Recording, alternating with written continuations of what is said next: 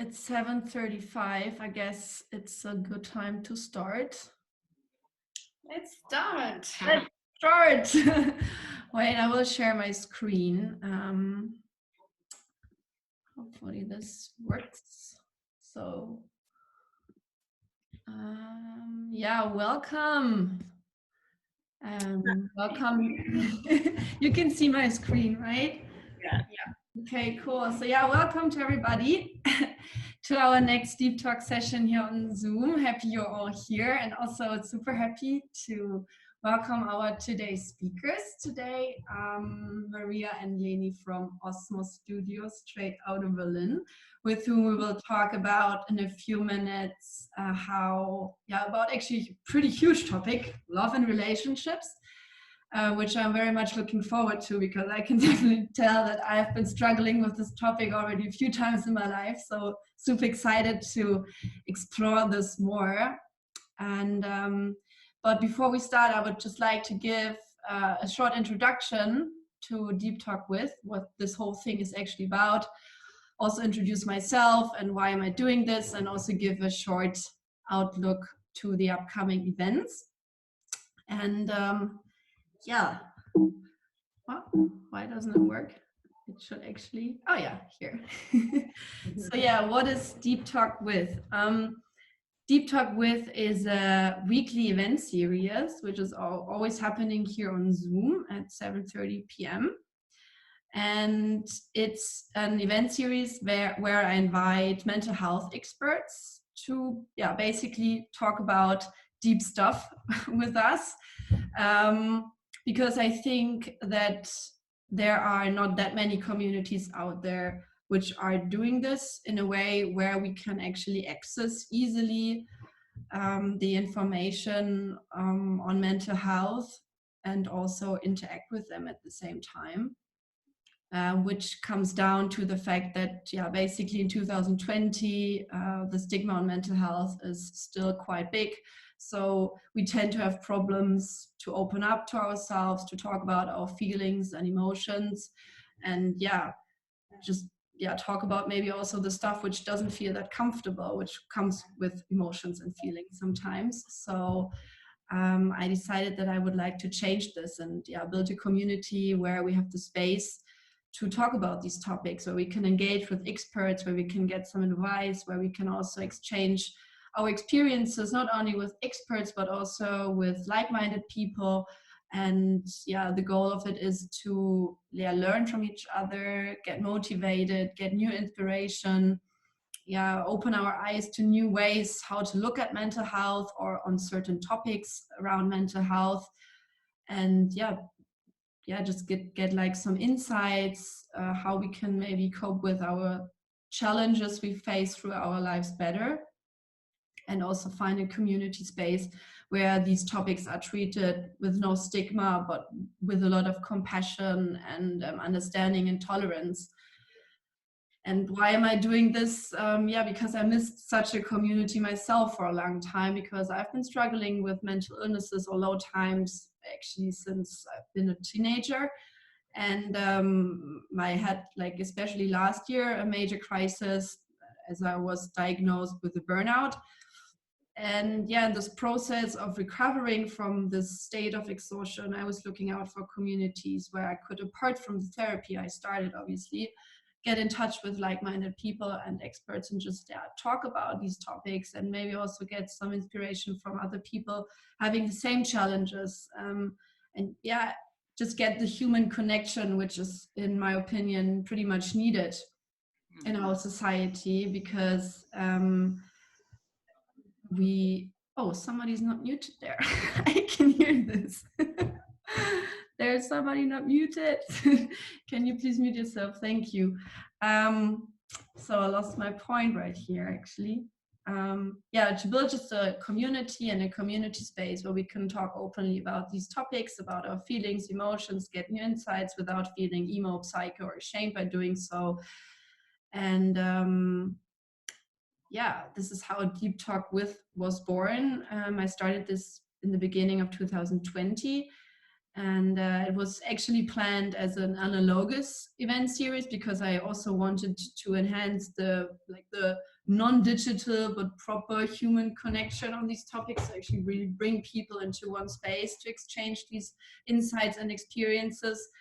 But as Corona came along, I had to change plans, and I did. And this is why we're here now every Wednesday at 7:30 p.m. on Zoom, because I also thought that it would be nice to do it also weekly. I planned it beforehand as a monthly event, but now I think that we all find ourselves in really challenging times. I decided that it would be nice to get some more mental health support in that way. And yeah, this is it. Welcome to Deep Talk With, and I'm super happy now to start the next session with you. Maybe just giving you a short outlook to the other events coming up now. As I said, it's a weekly event series, so there will be also in May weekly sessions coming up. In April, there will be one more next week. It will be hosted with the Shit Show Berlin, and it will be about shit feelings in German. And for May, just to give you a little sneak peek, because I'm working still on the schedule, there will be a set for deep talks every Wednesday, but a little add-on, because I've been in touch with some movement therapists recently, and I would really like to introduce you also to their practices and their methods, how to deal with our mental health, or how to support us with our mental health. And therefore, I will also host 2 Monday movement sessions, which I'm also very much looking forward to. So nice. And apart from that, we will have the Osmos Studio, because love and relationships is such a big topic, and we decided that we cannot just put this in one session of 90 minutes. So we will have a session series of 3 sessions. So starting with an introduction today in our how to explore our belief systems, then we will have a second session in 2 weeks where we have a little bit of theory. We will talk about attachment theory and also about Jung's concept of the shadow. And the third session, which will take place on the 20th of May, we will have like a little wrap up, and also the girls will give you some more tools at hand with which you can then also explore your maps of reality yourself afterwards. And other topics which will be coming up will be a topic I've been struggling with also a lot, anxiety.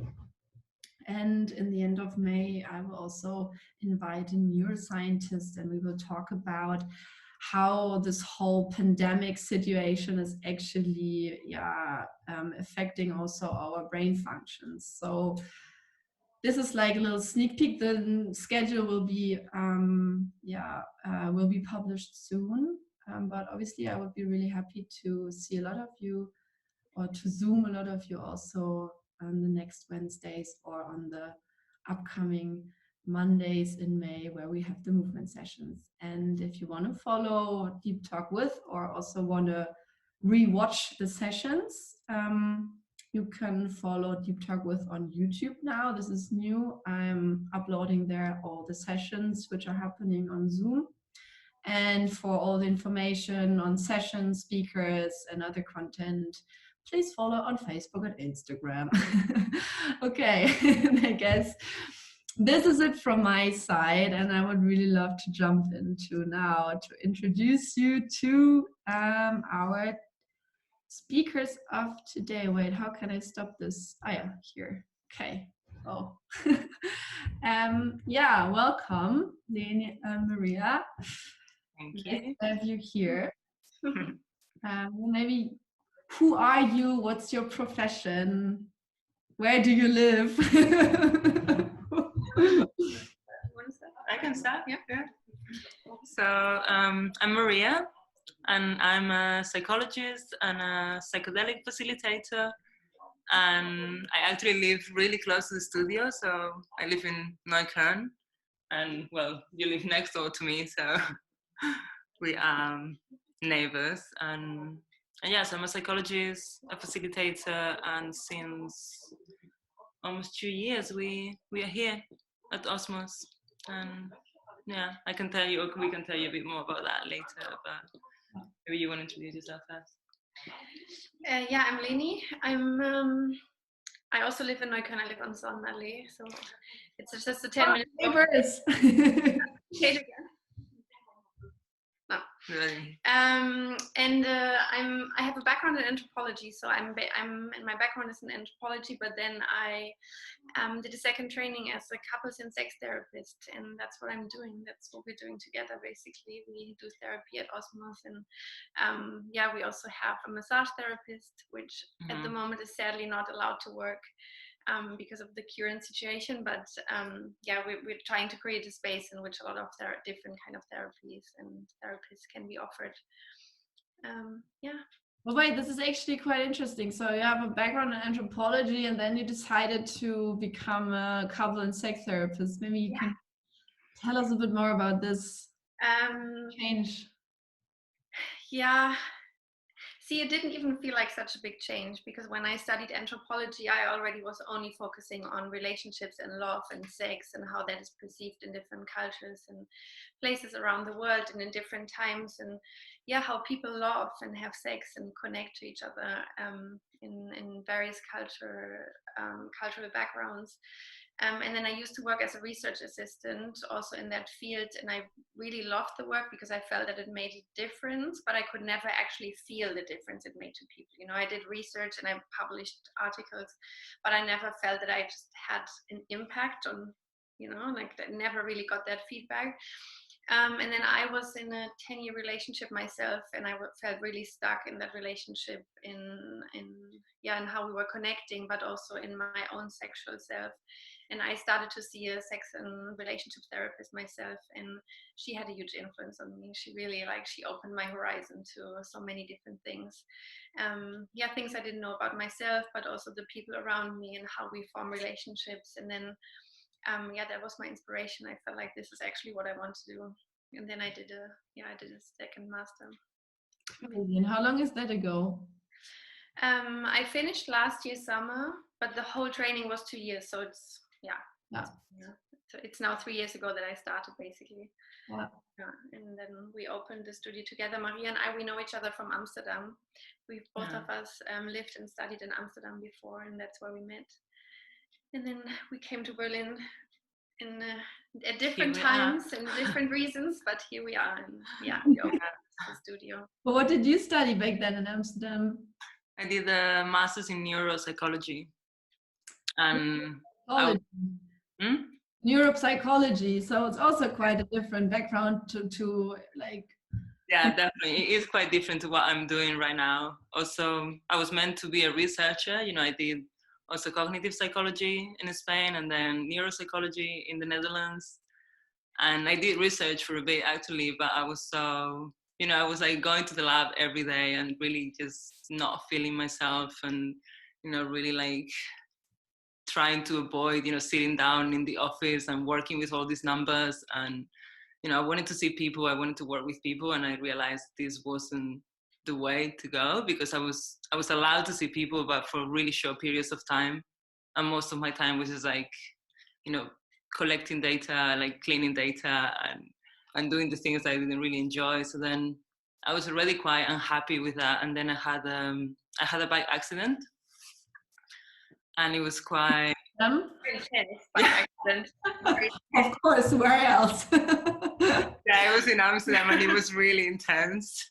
And it was actually on my way to the lab, so it was quite, you know, symbolic act, like definitely not the way to go anymore. on the way to the work that I actually don't like. So it was just, and, you know, that led to many months of rehabilitation and recovery. And I realized, you know, how important, like how connected my body was to my mind in a way.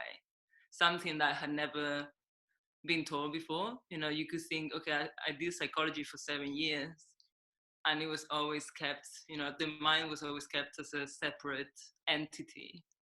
So I think through this experience, I realized, okay, actually, no, like, you know, my body is so connected to my mind that there's no way I can, you know, look at them from, you know, thinking that they're different in a way. Yeah. Through all of that, I started, you know, getting really into body work and the connection between mind and body. And I did a lot of self-work. And then I think also when I was in Amsterdam, I started taking psychedelics and getting more involved with that. So it also, you know, kind of like shaped my way of seeing things, and I became more spiritual, which led to, you know, doing therapy in a more holistic way, which is, you know, by taking into account the body, the mind, and the spiritual beliefs of a person. And this is what I'm doing right now at Osmos. Yeah. What does it actually, like this name, Osmos, what is the meaning of it? It comes from osmosis. Do you know what it is? No. It's I'll explain it. Explain everything to me. The membrane of a cell, like it's a biological term, and the membrane of a cell, is that how you say it in English? Is, oh wow, I'm lacking the words. But yeah, same. I can think. So normally, osmosis is also used to, like, it's also a way of learning just by being around people. You know, it's not an active way of learning, but just by being around people, you just absorb what is, you know, what they're doing, how they're living. So that, you know, that's it. And but it comes from a quality that certain substances or like cells have, that they just automatically absorb and balance themselves, you know, like out. But and it's a process called osmosis. Yeah, osmosis. Okay. Yeah.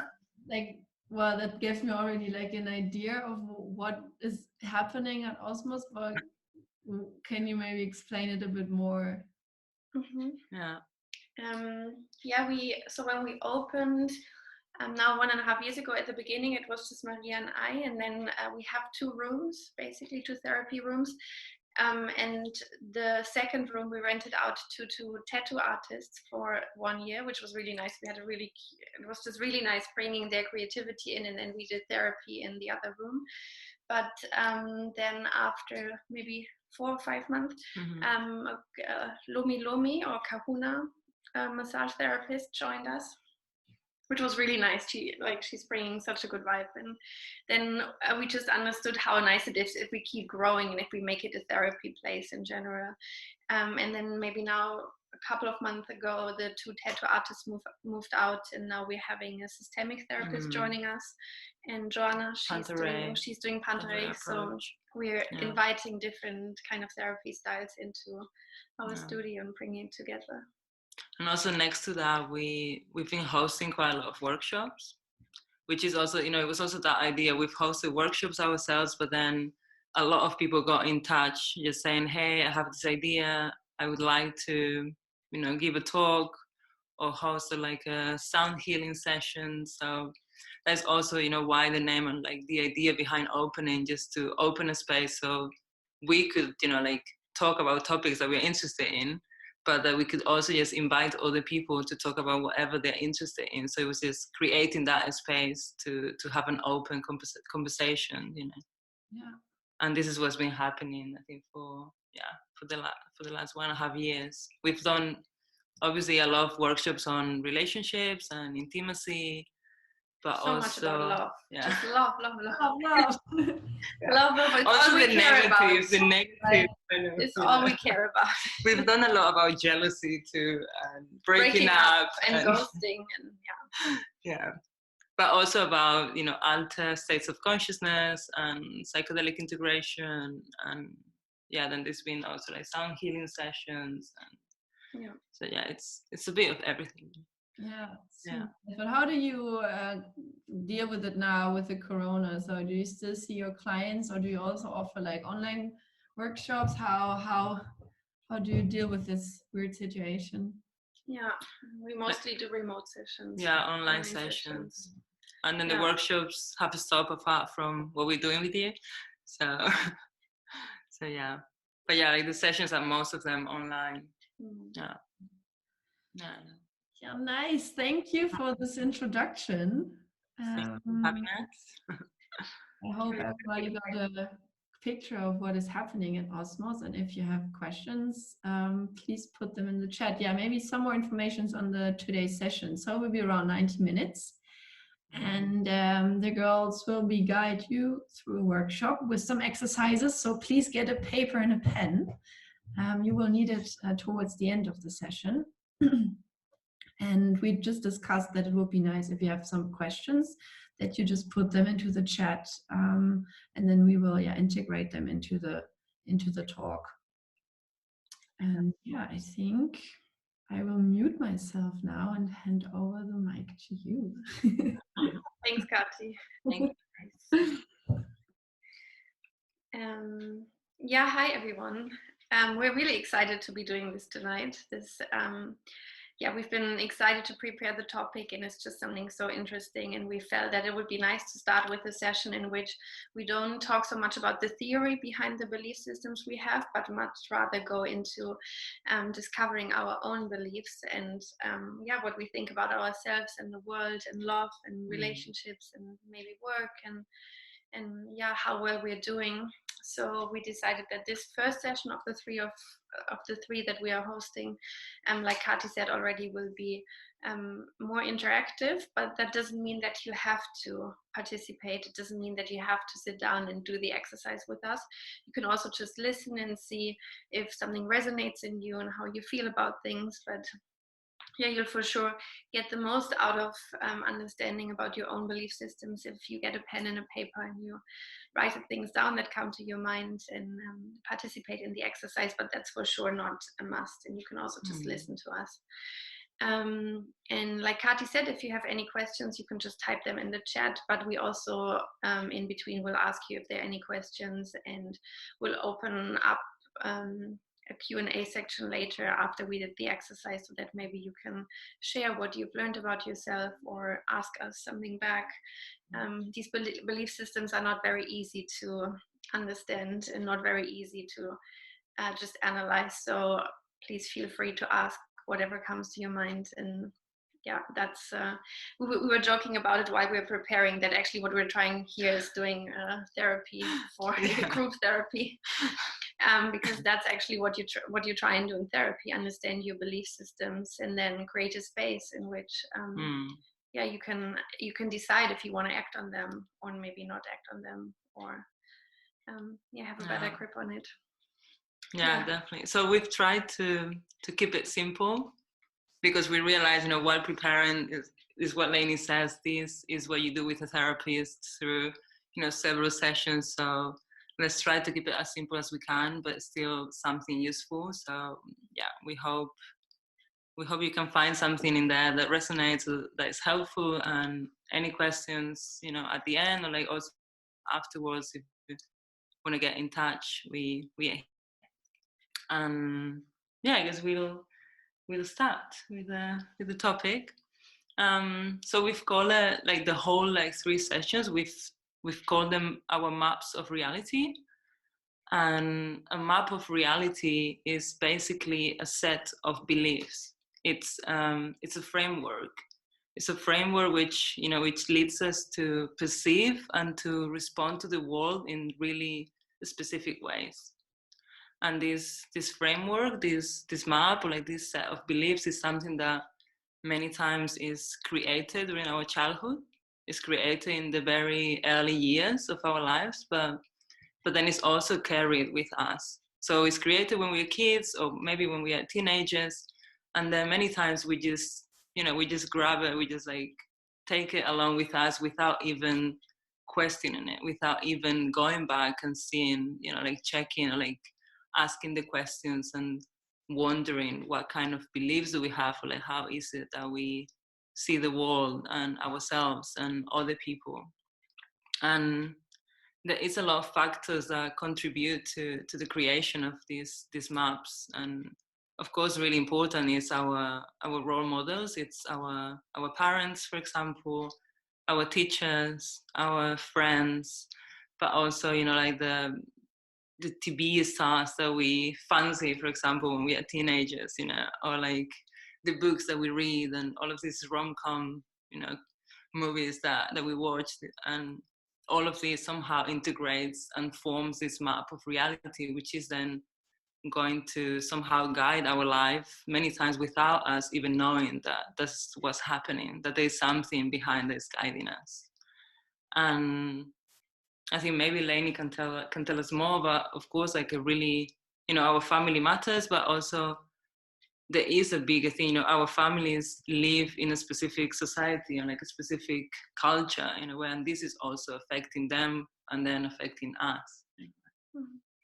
So I don't know if you want to tell them. Mm-hmm.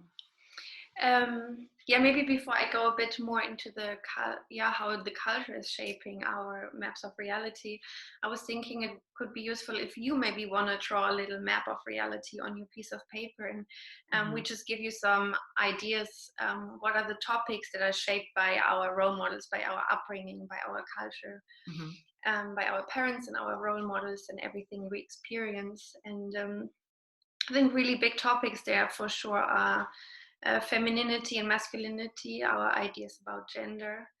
And we live in a society in which we are raised with certain ideas. What is a female behavior? What is a male behavior? And then we decide how much we want to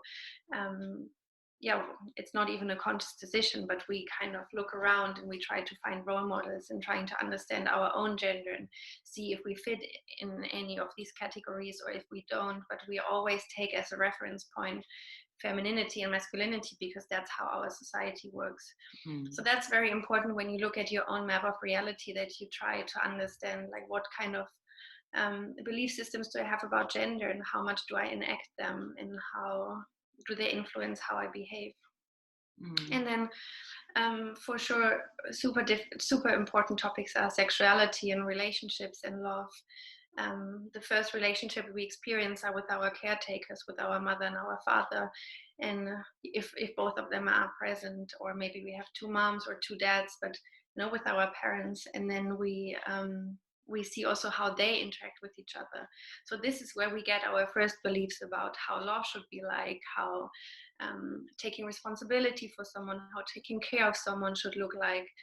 And that has a deep impact on how we act in our later romantic relationships. And it's really important that we look at how our parents have modeled sexuality, maybe nudity, how they were treating each other, how they were not treating each other, what the absence of a parent did to us, and how our belief systems were shaped in that way. And then for sure it's a lot about work and performance and money, that whole area in which it's a lot about being good in something.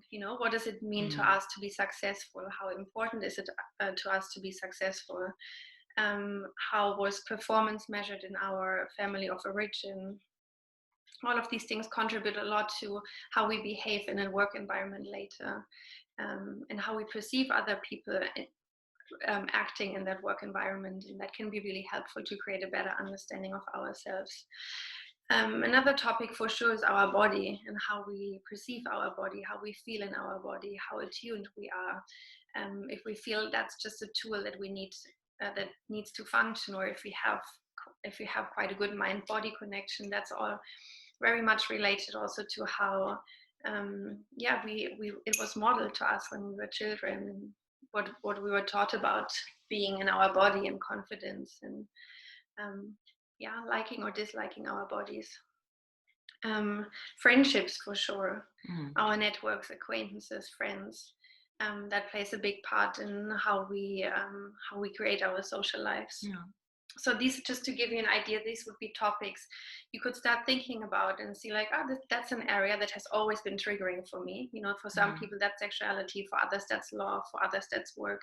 And just take one topic where you feel like that's always been triggering. I've always felt like something is slightly off there, and follow this feeling of something is off there. And with this you can create a bigger map of reality, but that's what we're going into in the next 3 sessions. But back to the point where I wanted to tell you a little bit how the culture we live in influences our belief systems. And that's really important, because if maybe for people who are raised in by parents who are from the same culture and are raised in the parents' culture. It's not so obvious. You know, imagine both of your parents are from France and you're French and you're raised in your culture and you speak the same language. That seems for you quite normal for a really long period of time because that's all you know. And then when you grow up and you start to learn a new language in school, you start to realize, there are people speaking differently and there are people living differently in the world, but it still stays very abstract. And then if you're lucky, you meet a lot of people from different backgrounds and from different ethnicities and from different parts in the world, and you create more and more an understanding that what you perceive as normal is maybe not so normal, and that things are very different around the world, and yet very, very much the same because we all share that human experience. People who have parents, bicultural or binational parents, for them it's sometimes much for them it's much easier to see, or you know, sometimes it's combined with a harder life experience, but they already understand that belonging is not so natural, and that the culture they're raised in is maybe not the same culture of their parents, and they have to confront this and face this difference much earlier in their lives than people who are raised in what they perceive their own culture. But I'm speaking about this because it's very important that we look at in what kind of culture were our parents raised? How did they shape their belief systems? In what ways were they acting based on the culture they were raised in? So if you have, if your mom was raised in the 1970s in Germany and she was maybe part of a hippie commune, then her way of looking her body and her way of looking at sexuality and nudity and maybe what she is expecting of you is very different than if your mom was raised in maybe in Yemen in the 1950s, where the idea of femininity and how much you can show in your body and everything is so different. So that's now a very simple example, but it's just for us very important that we look at the bigger culture around us. What is expected of love, what is expected of a healthy sexuality, what is expected of someone performing well at work, and put that in relation to how we act and how we shape our belief systems. Yeah.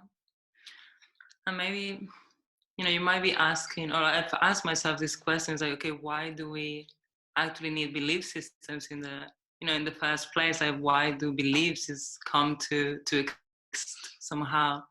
And the reason is, we have brains that have a limited capacity in a way. So they have to, brains are like an editing or like a filtering, it's like a huge filtering machine.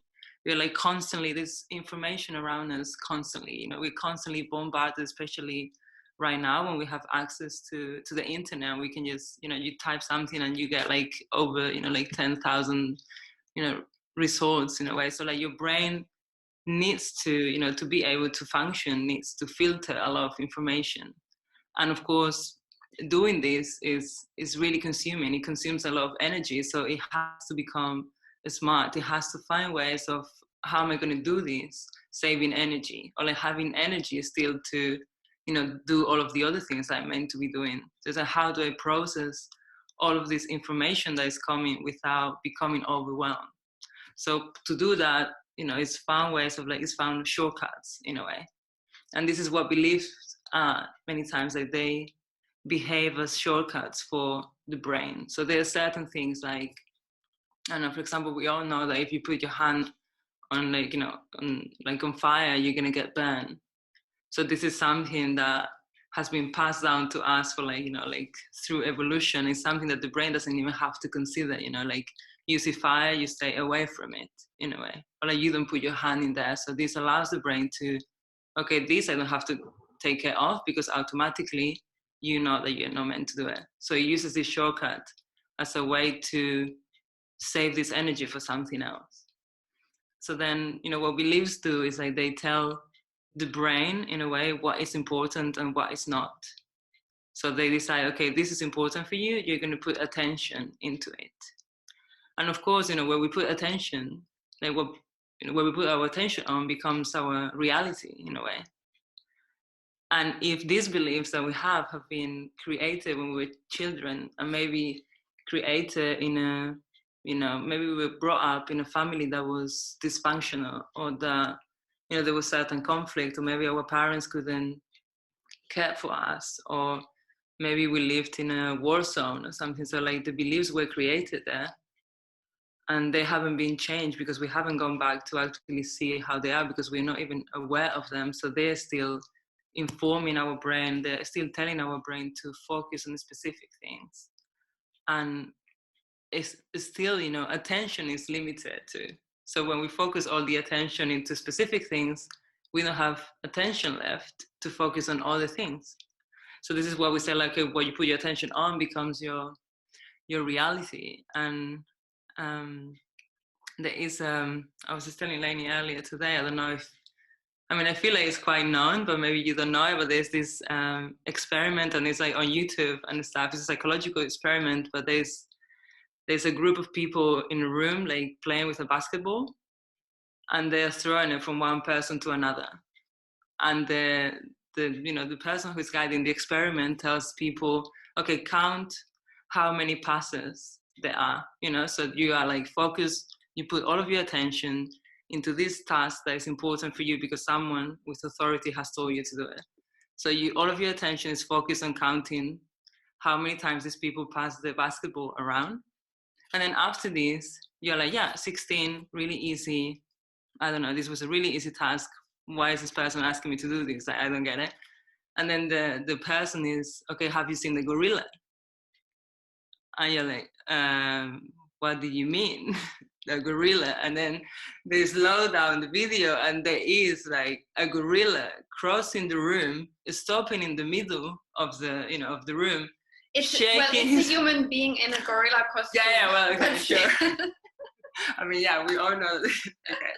But yeah, it's a human being in a gorilla costume, but it's literally stopping in the middle, shaking his hands for like 5 minutes, like 5 seconds, and then walking away. And you say like, okay, there was a gorilla there. I can see it now that someone has told me, but it's always been there. I was just not paying attention, so I didn't see it, you know. And this is just something to say, like, to this extent, you know, you can go, like, we think, okay, what I see is real, but it's like, well, you're only seeing what you're paying attention to. You're only seeing what your mind or like your beliefs are telling you is important for you. So this is where you're going to put your attention. And yeah, I mean, there's more experiments, there's more examples that I could give you about these, but just so you get an idea of, you know, why beliefs are there. You know, they are important because they help us to, you know, to actually understand the world and to filter a lot of information that might not be necessary for us. But then if our beliefs are, I don't want to say defective, but if they have been formed in times that were not so healthy or not optimal, then they can also lead us to misinformation that could otherwise be really, you know, beneficial for us. And we're going to give you some examples about actual, like some stories and some examples, so then maybe that's going to become more clear as to how the beliefs affect you, you know. Yeah, and I think we said it earlier that we're trying to do a little bit of group therapy tonight, and the reason is because finding out about your belief systems is one of the biggest parts of therapy.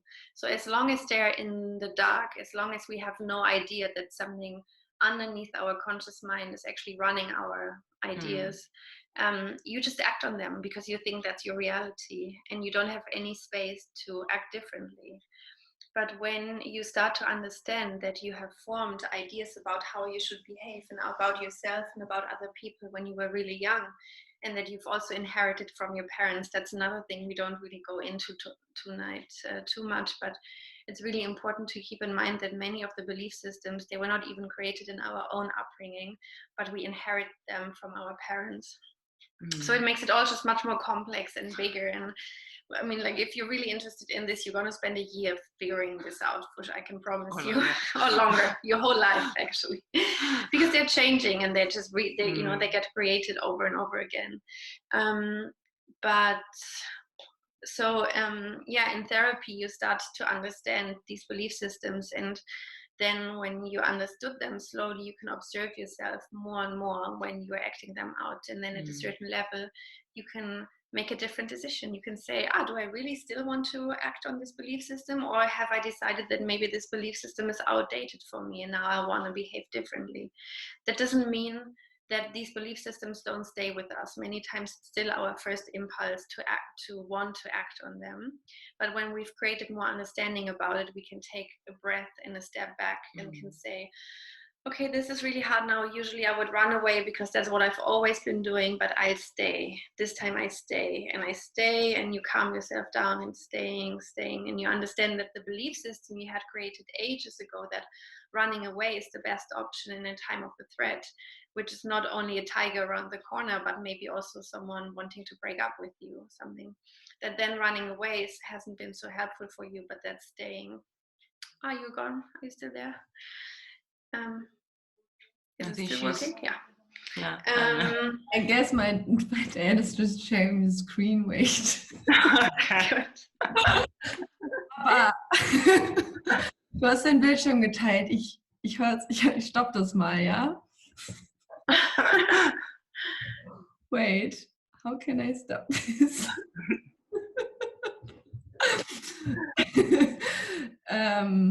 It was getting too intense, so we need to... Wait, okay. Okay. You're back. Sorry. Yeah. Great. I love these things. I mean, I think even, when you're saying it might take you a year, to do this, it's actually something that probably is going to take you, when you commit to a path of like self-exploration, which, after you've started, is kind of like no way out, you know certain things, so you can't just turn around, like turn away. But so it's something that you're probably going to do your whole life. At some point you'll start questioning, or at least like you'll bring curiosity. You'll ask yourself, okay, why am I doing this? What's my reason to do this? And does it still make sense to me? Or like, do I want to behave differently? And of course, many times like realizing certain beliefs or realizing that there's certain patterns in your behavior is easy, and then many people are like, yeah, okay, but now I want to change this, and now that is where I feel this is what's more difficult. This is where I feel where maybe sometimes I feel hopeless or like discouraged, because I feel okay, I've been trying and I still see myself falling into it.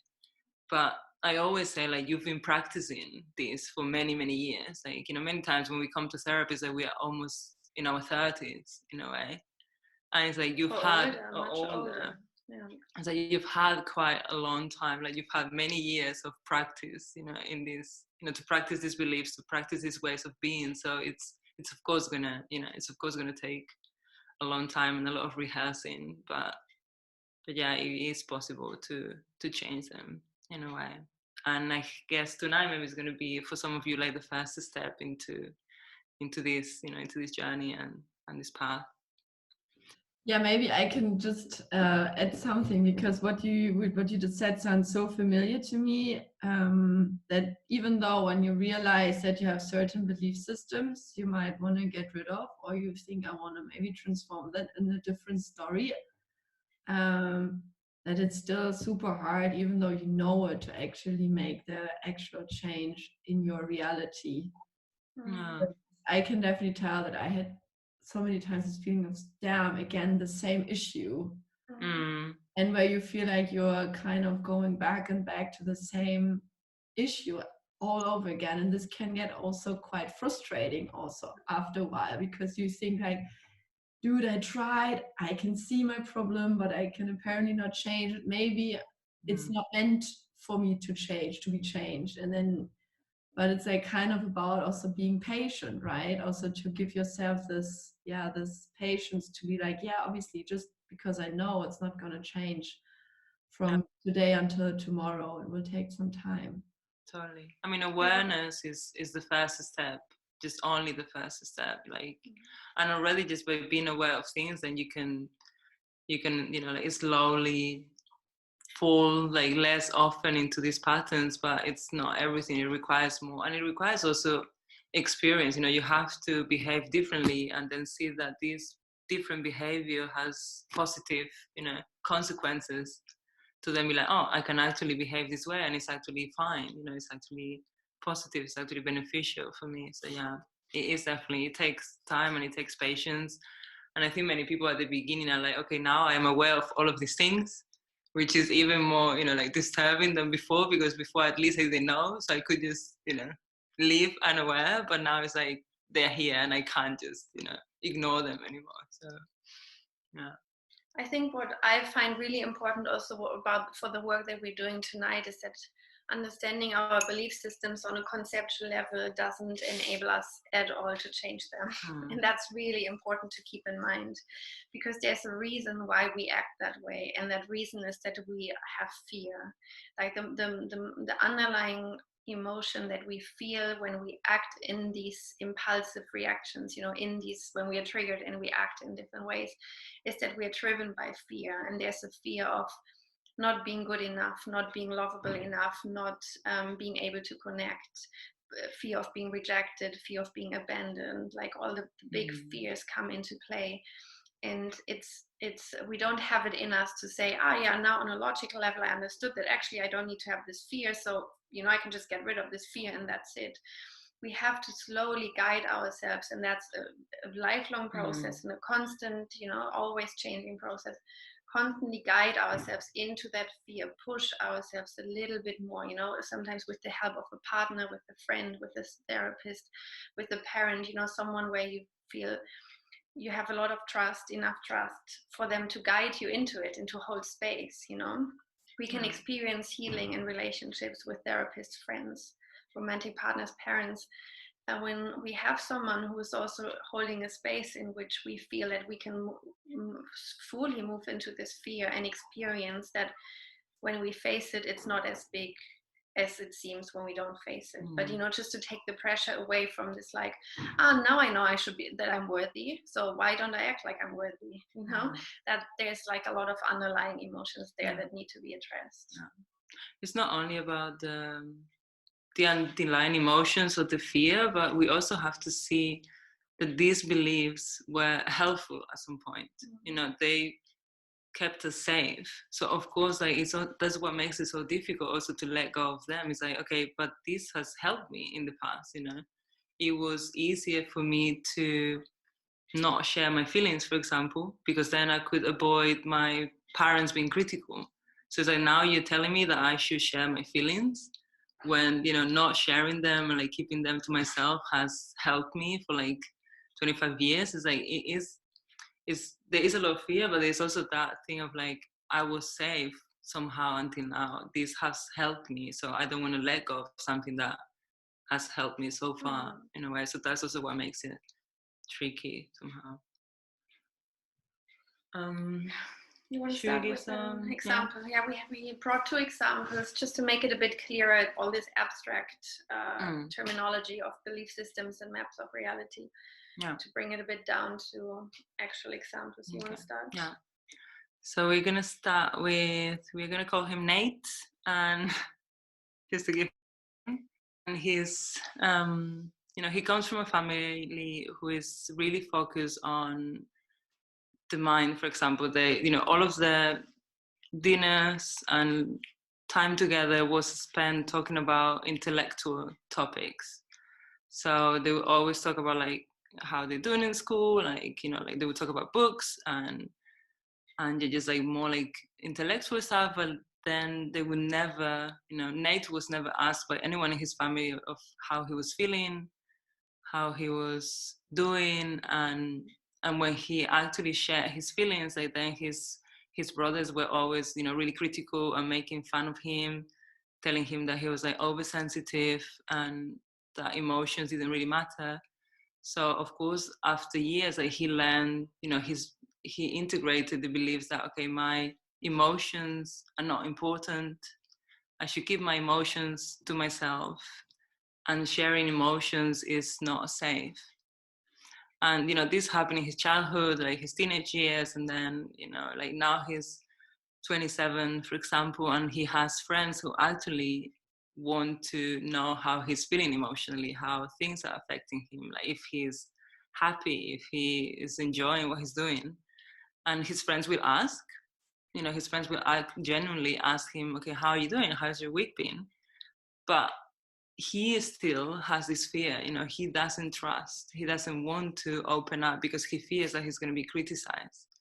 So he's still holding back, he's still not sharing. So whenever a friend is asking him, hey, how are you doing?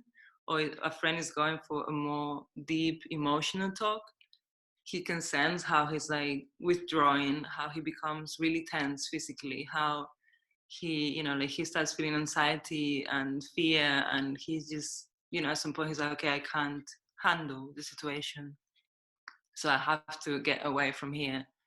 And it's not only this, but it's not only that he doesn't, he's not able to answer when someone is asking him about his emotions and his feelings, but it's also that he's become really good at picking up when someone is maybe not listening to him, or when someone is being critical when he says something. So, his friends are quite supportive, but then he still sometimes is looking for signs of, oh, I've said something now and they're being critical towards it.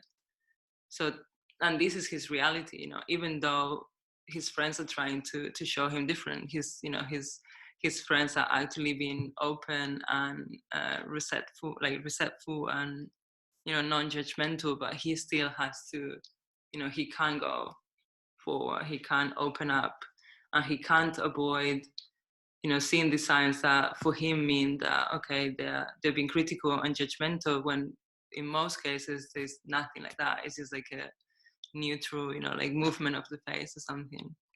But he's still perceiving his reality based on what happened when he was a child. So of course his challenge is to realize where this comes from, realize that, like his situation is different. He's not a child anymore. He's not with his family, and he's with people who are offering, like who are interested, who are offering support, who are genuinely, asking the questions, the questions that he's always actually wanted to be asked. But now when they're there, he's not able to, respond to them because he's still in fear. He's still thinking that he will be criticized or he will be unsafe and vulnerable if he opens up. So that's Nate. Yeah, and we have a second example, and we call her Sue. And Sue, she was raised in a household with her parents, where she had a very strong mother figure. And her mom, she never needed anything. Her mom needed to go to the dentist and had quite a severe surgery.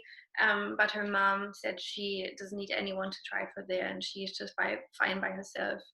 And she was the one organizing the whole household, and she was just displaying a lot of strength. And the mom was just never showing that she had any needs.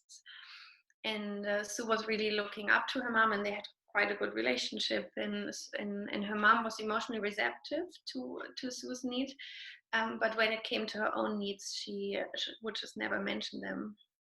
And then when Sue starts going to school, she starts to get bullied, and she experiences a lot of behavior towards her in school that makes her feel really sad and left out and excluded, and like she doesn't belong. And then in the first days, she doesn't really dare telling her parents because she's really ashamed, and she's been carrying it around for quite some days. And she doesn't have friends at school, and she sees that all the other kids are together in groups. And then one day she can't hold it anymore, and she's coming home after school, and her dad is there and her mom, and she's crying. And what she would like to say, but she's too tiny, but what she would like to say is, Mom and Dad, can you help me? I need help. I don't know what to do. This is too much for me. I'm overwhelmed. I want to belong, but I don't belong. But she doesn't have the words for it because she's only 5. And when we are 5, we just don't have the words to express our needs. So she's coming home and she's crying a lot. And only slowly she's able to tell her parents what's been happening, and she's just interrupted by her own tears. And then when her parents see how heartbroken and how sad she is, her parents find it so impossible to stand how sad she is, that they just respond in a way saying, you just have to toughen up. this is what happens in the world. Don't be sad about it. You're going to be the bigger person. One day you're going to be much more successful, much more integrated than all the other kids. Don't be sad. Stop crying. So they try to comfort her in saying that, in essentially invalidating her feelings by saying, don't be sad, just toughen up, be the strong one. The message that she gets from this is, when I have needs, they're not met and they're not seen, and I can't express them. Instead of expressing my needs, instead of crying, instead of showing that I need something, I have to toughen up and I have to be the strong one. And then that matches with what she sees in her mom, and our same-sex parent is many times a very strong role model for us, even though if we wish it wouldn't be like this. Many times I'm like, I don't want, we hear this, like, I don't want to be like my mom, but yeah, look at your mom and look at yourself and see some things. But yeah, and then she just learns that she has to toughen up and that she shouldn't show her emotions, and that's how she is going into the world. And it's helping her a lot because people perceive her to be strong, and she's the one to rely on, and she never has a problem and she never needs anything. But it's also causing a lot of struggle for her, because the moments that she actually wants to get into intimate relationships with other people, she can't open up, and she finds it really hard to communicate her actual feelings and her needs. And then that's creating a block between us and the other person. We can only connect as much as we can show our true self in relationships. So the belief system she has created is, I can't express my needs. My needs are never going to be met, and I have to be strong and independent. And that's what she's acting on her whole life, until she understands that through unlearning these belief systems, she can create healthier and deeper relationships. Well, I hope these two examples have helped clarify a bit what we were saying until now. It's not easy, and many times it's not so direct. It's not like the beliefs that you create and your experiences are not direct. They can be twisted. Beliefs are many times really slippery and also unconscious, which is why they're so difficult to grasp, and they're so difficult to change because we are not even aware of them.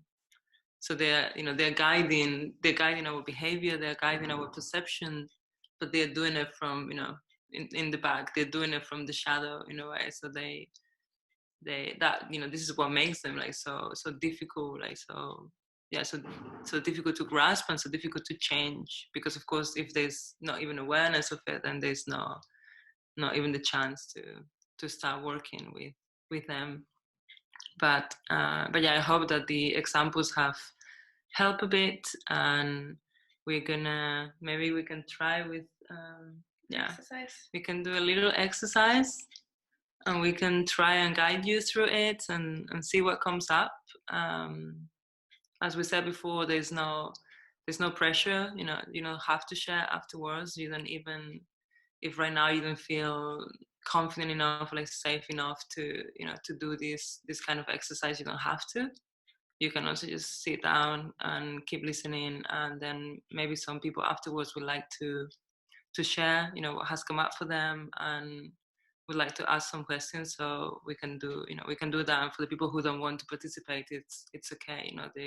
They will probably still get something out of it just by listening and by seeing how others actually manage to explore a bit their own beliefs and their own systems.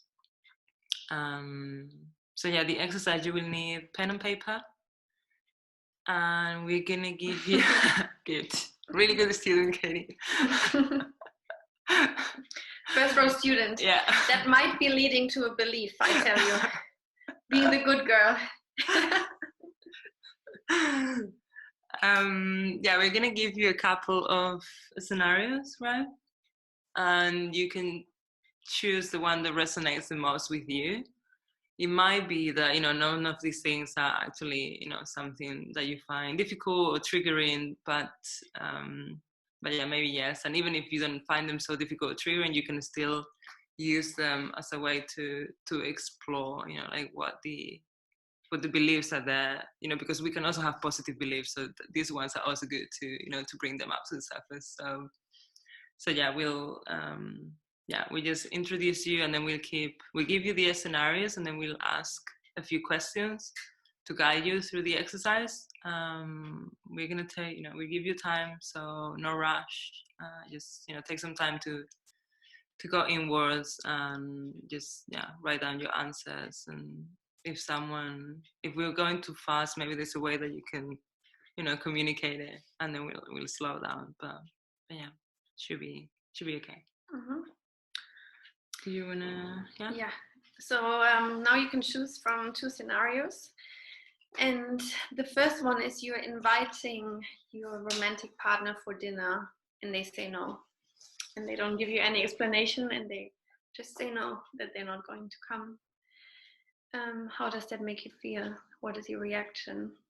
And the other scenario is you are in a big meeting with your whole team, and you have 2 ideas that you are presenting, and your boss doesn't like them, and he just says it in front of your colleagues, and he just tells you that he doesn't think it's a good idea and that he doesn't want to continue working on these.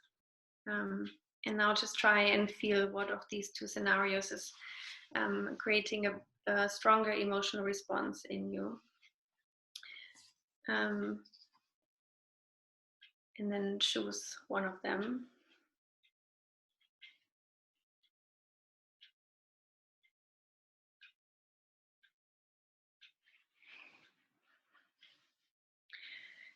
And when you've chosen your scenario, then try to observe what is your initial reaction. What are your first thoughts? What are the first sentences that come into your mind when you think of that situation? It is for sure helpful if you maybe had a similar situation in your life and it comes to your mind now, take that memory and use it. So then it's filled with more emotions and you can get more out of this exercise. And now try and see, what are your first thoughts? What is your initial reaction when you hear that your boyfriend or girlfriend, your partner, is not going to come for dinner and they don't give you a reason why? Or when your boss is very dismissive of your ideas in front of the team. Are there any thoughts or sentences, feelings that come to your mind?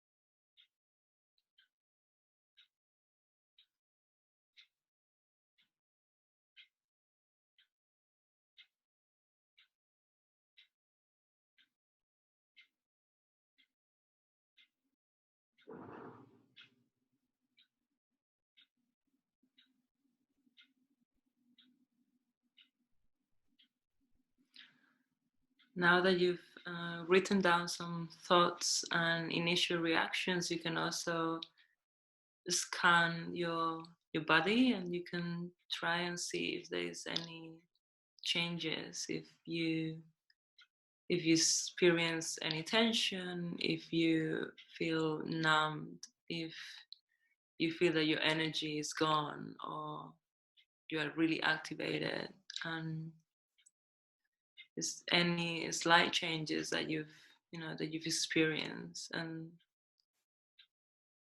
that might happen when now you're reading, what you've just written.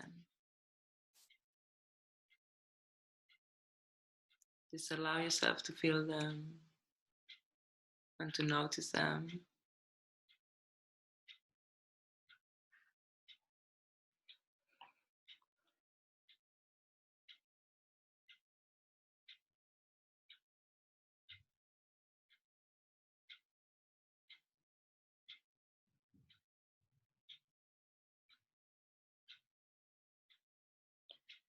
And when you experience any of this, if you experience a change in your body or in your emotions, try and stay with that feeling.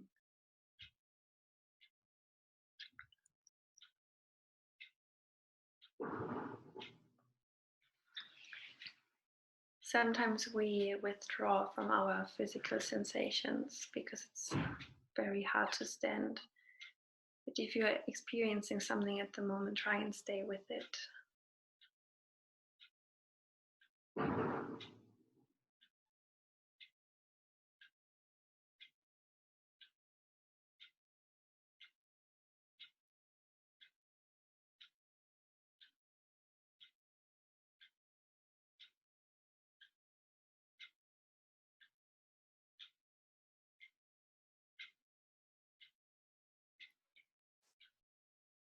If you have a word for it, you can also name what you're experiencing. Sometimes we have a name for the emotion.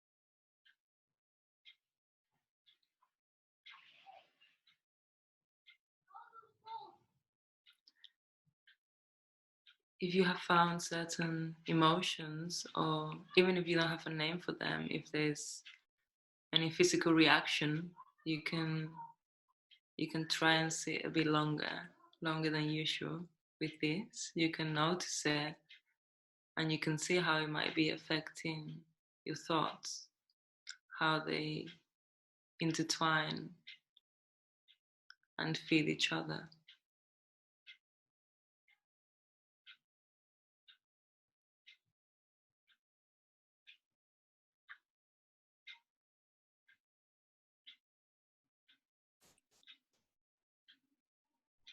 You can see if this is something familiar, if this emotion is something that you experience often.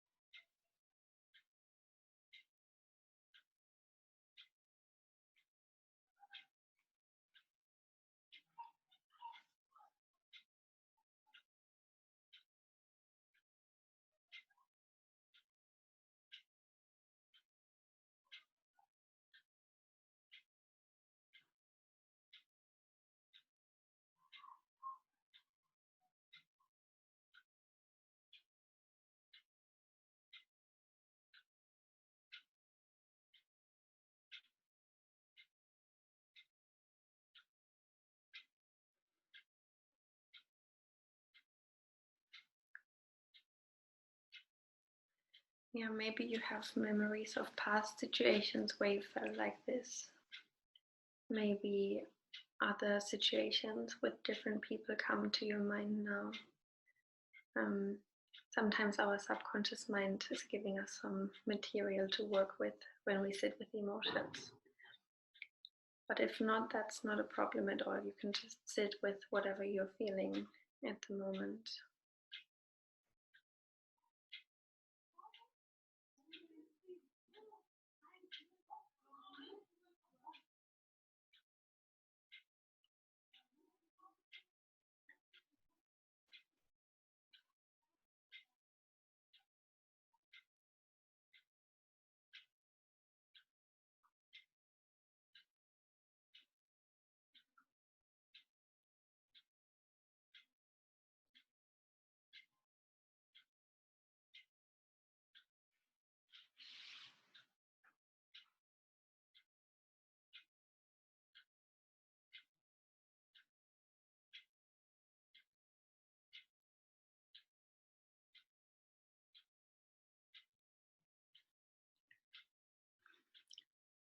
Sometimes we can also, it's not a situation, but maybe it's a person that comes to mind now when you see this reaction, these thoughts and these feelings.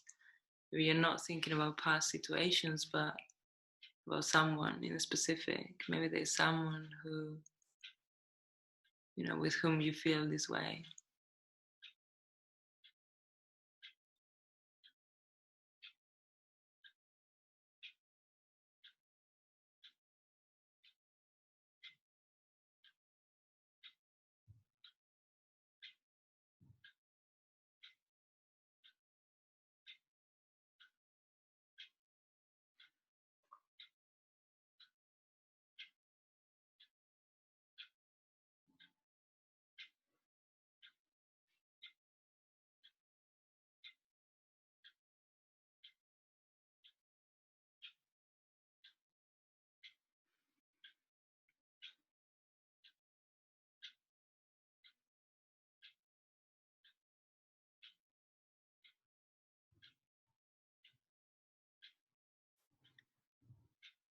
You can take some time to sit with your answers and sit with the reaction, the emotions and the thoughts. And you know, many times it is possible that now you have the impulse of doing something about it, of, you know, getting out of this situation, of changing it, of, you know, maybe you've realized something that you didn't know, or maybe, you know, there's just a feeling that is uncomfortable and you want to push it away, you want to stop feeling it. So, you know, we want to invite you to spend some more time with it, to, you know, to try and not push it away, to just observe it and to be curious, and, you know, and ask yourself, like, why, you know, why do I have these specific thoughts? Why these emotions? Why, you know, why these are not different ones?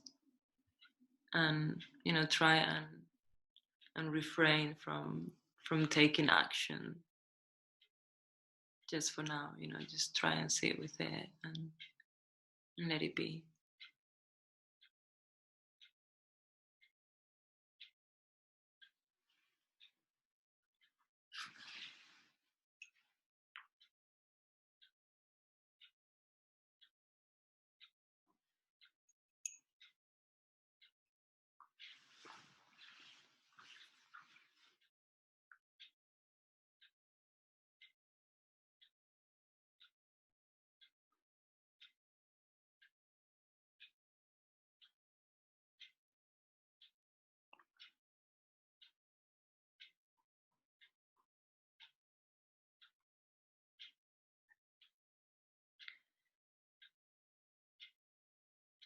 And then when you go through your answers and what you've written down in your feelings, you can maybe already find some core beliefs you have about yourself and about other people in relationships. Maybe you feel something like, I would always disappoint other people, or other people can't be trusted. Maybe you'll have had thoughts like, I never rely on anyone else. Or maybe you've had thoughts like, I'm a failure. And these can be core beliefs that we carry about ourselves. And they can be observed in these kind of situations that are really triggering for us. So maybe now you can go and look through your notes and see if there's something you can draw from it. And we would like to open the Q&A session now, so that if you've maybe now also experienced something where you feel like, okay, I've had this sensation in my body, but I don't know what it means, or I've had these thoughts, but I have no idea how they could lead to a belief system or a core belief about myself. You can just share them and we can talk about it and maybe figure it out together. Mm-hmm. Yeah. Also, if you have any other questions that are not related to the exercise, but everything that we've been talking about before, then now is also time to, you can just type them and yeah, we'll give you an answer. Yeah, maybe I start. Which was interesting to see right now was when I chose the first scenario, so the dinner scenario. Mm-hmm. And when you said, okay, and now describe your emotions, I was like, do I actually have the right to feel emotions right now? So I was already rationalizing if I actually can have emotions right now. So do I have the right to feel anything? Mm-hmm. Or should I not take this as just a usual happening, rather questioning what's the context, instead of just feeling what is actually right now happening. Well, that's a very significant core belief that you maybe carry, that you don't always have the right to feel something. Yeah, it's funny that you say this, because this is actually what is also like what was my therapist telling me, that I have to work on actually feel feelings. Because I start to think them. I start to think if this feeling is in the right place, instead of just actually take care of the feeling, which is definitely rising. Because when I thought about this situation, I thought about, I could feel like I got nervous and anxious, and what happened? Is it about me? Like, there were these thoughts, but I would just shut them down, just be like, shut up. And yeah, so it's funny that it's like reflected in a situation like this too. Yeah.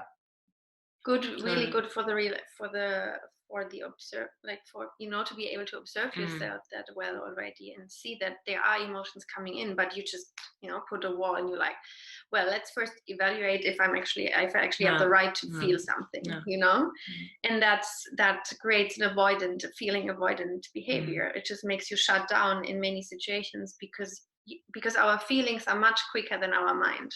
So in order for our mind to catch up and evaluate the situation, you have to shut it down, because if you have that core belief that you don't always have the right to feel something, maybe only you have the right to feel something when you're in a good mood, maybe you are only allowed to feel happy, you're not allowed to feel rejected. So therefore the mind just cuts it off and says, no, let's evaluate. No, that's not a good situation to feel something, put it to the side, I mean, it's already a really important step to be aware that this is what's happening, because many times we do all of this processing of, okay, I evaluate it, I rationalize it, I don't feel emotions right now, without even being aware that it is happening.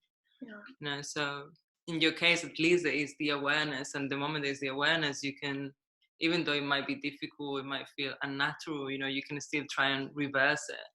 And be like, okay, my mind is now telling me, to rationalize and not feel my emotions, but I'm gonna reconnect with the many times with the physical sensation, which is the emotion, like allow myself to feel it, so it's like you can, because there's the awareness, you can reverse the process and go back and reconnect. Otherwise it would just happen and you wouldn't even realize that you were doing it. Yeah, that's actually also what I'm working on lately a lot. Just let them be there and also allow them to be there, because they're coming from a place, and then start to questioning if they have a right to be there. Just let them exist, kind of.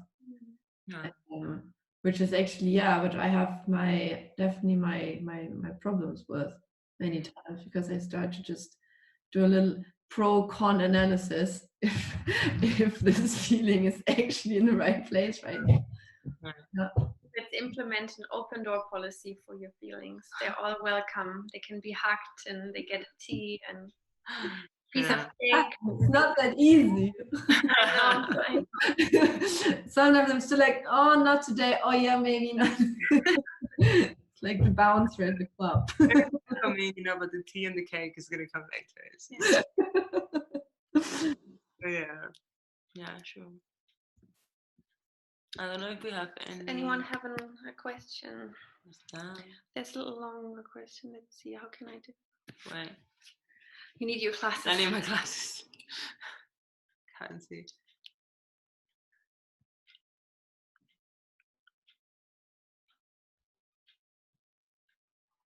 Mm-hmm. Uh-huh.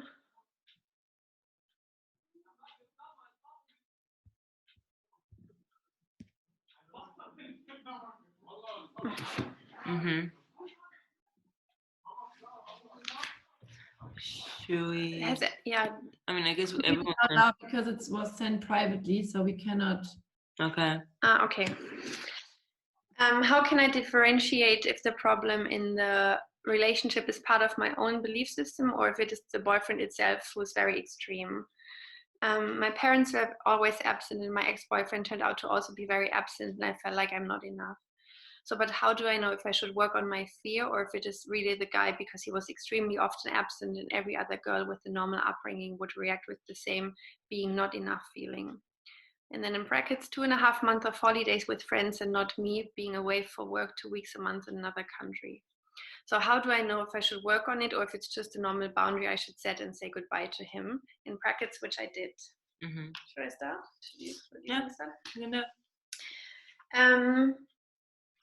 Yeah, thanks for this question. I think you already gave the answer a little bit yourself, but we can look deeper into it. So I think there's our belief systems. They shape, but they are the underlying reason why we choose the people and why we are attracted to the people that we're actually attracted to. So if you have experienced absent parents, then this is how love feels to you. For you, love is absent. For you, someone loving you means that they're not around, that they're just always somewhere else, and that you have to live with it because that's what's normal, and that's how it is.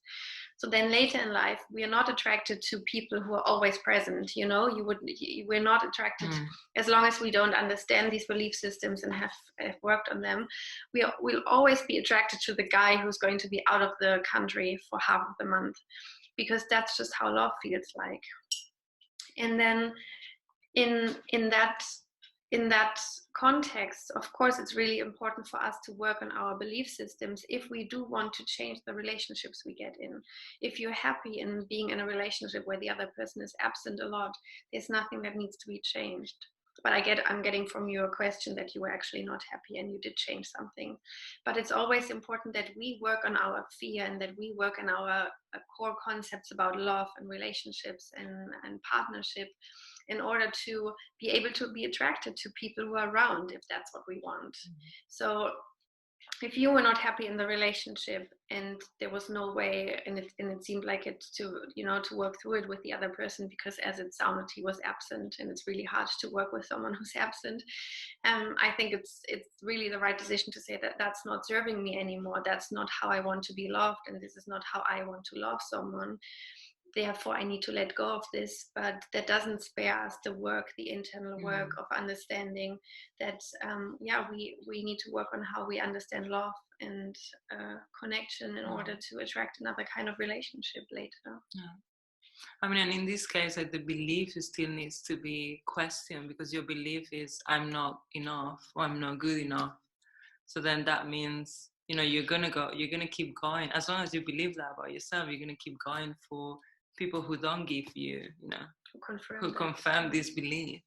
So it's like, whether you stay or not in the relationship doesn't matter, but like what matters is more, it's like that you actually still have to change, like have to, question that belief, because the belief should be like, you are enough, you are enough as you are okay as you are, which then is gonna, put you in a position where you can actually go and choose partners that are able to meet that belief, that are able to be there for you, that are able to show appreciation, that are able to be around in a way. So when you say like, okay, what is the problem? Is it me, or is the relationship? It can also be, it's the belief that I have for the relationship itself, is that it can also be both, because you ended up, as Leni said, in this relationship because that belief that you had of not being enough, which then made you settle for something that was, giving you just,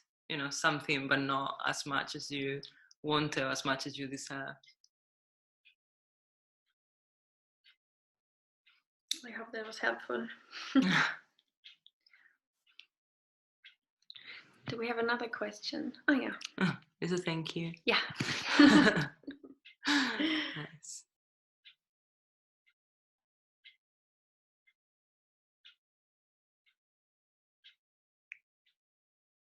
It's frozen. It's frozen now, right? Mm-hmm. But is everyone, is it? No, only Kati, I think. Yeah. But she's the host, right? If she's frozen. Are we not all frozen? I don't know. Oh yeah, she's back. She's back.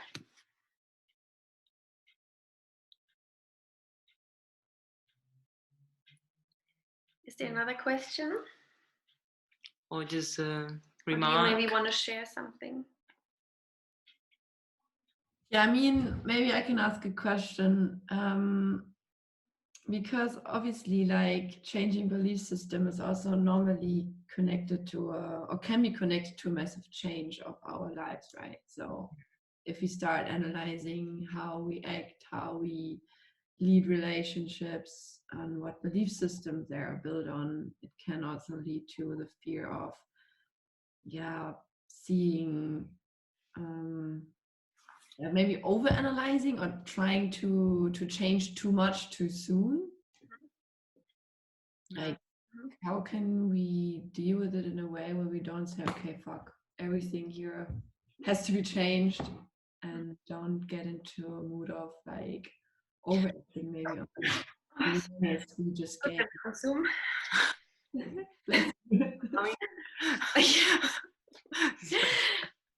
Yeah, to you. It is true, sometimes there needs to actually be like a total, makeover, like remake of you and your life and what you're doing. It's like, I think also, one of the ways we do it in therapy is like, you do this, it's a process, and you do it in a way that you feel you have the tools with it, to deal with what's coming up. So it's like, we do it as like a pendulum in a way, like you get out a bit of your comfort zone, you start challenging your certain beliefs, but then knowing that you can come back to a place where you feel safe and to a place where you feel grounded, so you never feel overwhelmed, so you're able to keep working in a way. So maybe you go out one time and start talking about your relationships in a way, and there's a couple of one belief or two that you say, okay, this is impacting my relationships, and I would like to start working on this and start working on changing the behaviors that come with the belief, because many times you're gonna then have to actually change your behavior, and if maybe if your belief is, for example, like the story that we said is I should always do everything by myself, which means then you never ask for help, even though sometimes, you know, maybe you find yourself carrying furniture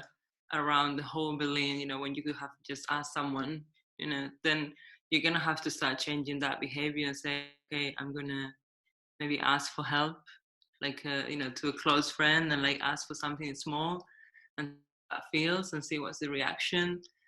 And of course, this is going to feel uncomfortable. This is going to be difficult. So you need to challenge yourself, but in a way that you can always come back to a place of safety and, you know, to a place where you're balanced and grounded in a way. Yeah. I just had to look up a word in English because I want to use that metaphor that I always use, but I couldn't remember the word. But the metaphor I really like, because I actually think sometimes we have to push ourselves to these limits where we feel like it's getting too much to be able to break it. You know, when we have just only here and there little realizations, it helps a little bit, but to have that profound experience of I can heal and I can change, we need to push ourselves. But like Maria said, that needs to happen in quite a safe environment, because it you know, it can mess up everything we know about the world. And the metaphor I really like for this is how a caterpillar, that's the word I had to look up, transforms into a butterfly. So then they're in this cocoon, and while they're in the cocoon, they completely dissolve. They become completely liquid. You know, nothing of the caterpillar is left. You know, no bone structure, nothing of it. And then out of that liquid mess, basically, a butterfly grows. And that's what's happening in these phases of transformation in our life, which can be so intense and often accompanied by depression and anxiety, and, you know, like a lot of fears and maybe feeling socially excluded and feeling lost. And then in these moments, it's just really important that we have a cocoon, like a close friends group or a family or a therapist, anyone, a trusted person. One trusted person is already enough, where we feel like we can just all let it out and share it and show our whole vulnerability, and try to create as much space as possible for that transformation that can be so intense. A cocoon doesn't, you know, a cocoon can also be a practice that you have, you know, it doesn't have to be a person, but it can also be, you know, maybe you are, you know, you love to dance, and or maybe you're really arty, and you know, you like to draw, and maybe going for walks is your thing, or like meditating or doing yoga, but it's just you go into the journey knowing that, okay, maybe inside you're going to be this like liquidy, like disgusting kind of, like, you know, like ugly maybe, you know, thing, but there's going to be a cocoon that's going to be holding the space and protecting you, and that cocoon can be people, but it can also be certain practices that you've built, you know, and then through that, you know, staying in that cocoon and in that liquid form, that it's not easy, of course. It's going to be painful many times, and it's going to be confusing. Then by going through that, you can actually, you know, like rebirth in a way, like, you know, like like just become this beautiful butterfly, if you want to say that. But of course, it is a huge step, and it requires a lot of effort and discipline, and this is why many people don't do it. This is why many times we know, we are aware, but we still decide to not go through this process of questioning our own beliefs and the way we live our lives, you know, because we know that the journey ahead is going to be painful. So we just decide to stay where we are, even though we know that, you know, the way to go is like to go forward and to go through that journey and that pain. Yeah, I can totally relate to this. I mean, I think this is just a story of my life until 2019. Yeah. It definitely takes a lot of effort to change or like many of the belief system at the same time. But is it also possible to change maybe one after another? Like just do it step by step, like as you said. Yeah. Yeah. You got a question? Yeah, I think we have to. The first one. Can it also happen the other way around, that you are hyper aware of your beliefs and constantly over questioning them? Yeah. Yes. I think it's actually a crucial part of that whole transformative process. And I actually think, and that maybe you see it in a very different way, I don't think we've ever talked about this, but I actually think these moments of overthinking and being hyper aware it's just before you're breaking it. You know, it's just like there's this threshold of you understand it and you're questioning, and it can sometimes be months and maybe even years of this frustration of you feel like the work is so hard and I'm thinking and you like you're there and you're not fully there, you know, like I hope that this is what the question is referring to, you know, that just feeling like, oh my God, it's too much what I'm doing to myself. And I feel that's many times the phase just before you have that breakthrough where you can put it into practice, where you change the ways where you maybe overcome fears in these things, you know. And then it's a very magical time. I think it's super exhausting, very frustrating, but I think you can get a lot out of this. Yeah, definitely.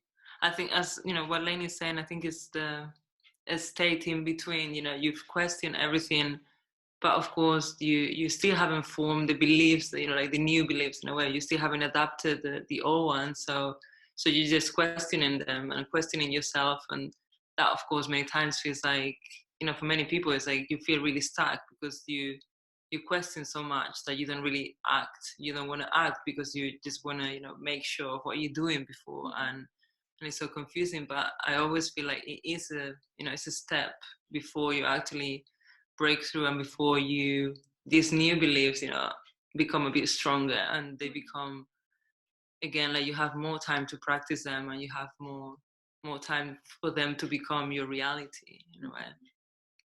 But yes, it does happen for sure. Yeah. And it's exhausting as fuck. Yeah. Really. Yeah. It costs a lot of energy and time.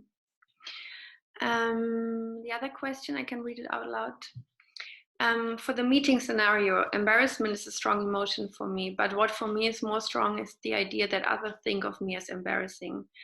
Is it this idea that others are somehow laughing at me behind my back that upsets me? This is all natural, but seems to bring up very intense emotions in these public situations. Is the intensity of this something baked into my set of beliefs? I need to reread it. Yeah, definitely the intense emotions showing us a way to our core beliefs. I think that's it's a super nice observation, and it's so helpful when we see that, oh my God, this belief or this emotion now is much stronger than I experience other emotions throughout the day. And this is also actually, I think that's pointing to something really important, that try to observe yourself in your life when you feel very triggered, you know, when you feel like I'm experiencing much higher, more intense emotions here than I do in other situations. And I think, what you're talking about in your question is the underlying emotion is shame, you know, and that not only you are ashamed in front of yourself, but you also worry about the shame that comes with other people talking bad about us. But it's the same emotion, you know, that emotion of shame and embarrassment doesn't split itself in you. It just comes into different ideas. One is that I'm ashamed in front of myself and in front of everyone in the room and my boss, but I'm also ashamed thinking about how they maybe talk about me behind my back. But that stays shame, you know, at the core of it is shame, and shame is many times related to I'm not good enough, I'm a failure, I don't fulfill expectations, I will forever disappoint, I'm ridiculous. That's very intense for many people, this feeling of I made a fool of myself, I'm ridiculous. And then starting to question, where did you learn that you can actually make a fool of yourself? You know, if we just question everything, why would anything we do be foolish or ridiculous? You know, that's another cultural belief we have. That's a belief in our family that we can fail, that we are a failure, and that's what shame is leading us to. Like, you know, what Leni says, that whenever there is a really strong reaction towards someone or towards a situation, that is a really good indicator that we're probably behaving, you know, according to old beliefs, you know, like beliefs that were formed many times in a really painful moment, you know. And it can be just like one memory, it can be just one scenario, you know, many years ago when you were like 12 or like 13 or something, and your classmates laugh at you because you didn't manage to solve a math problem, for example, in front of the class. And so whenever there is such a strong reaction, and many times we are aware, we see like, okay, something happened right now, like I've had an argument with someone, but really my reaction was like over the top, it was just like too intense. When I actually look at the situation, I feel it's actually not that bad.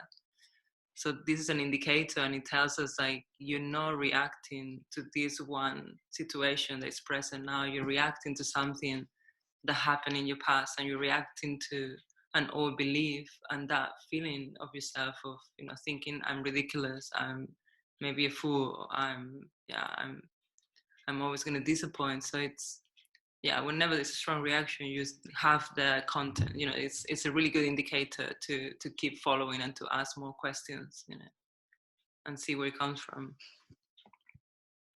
I think we have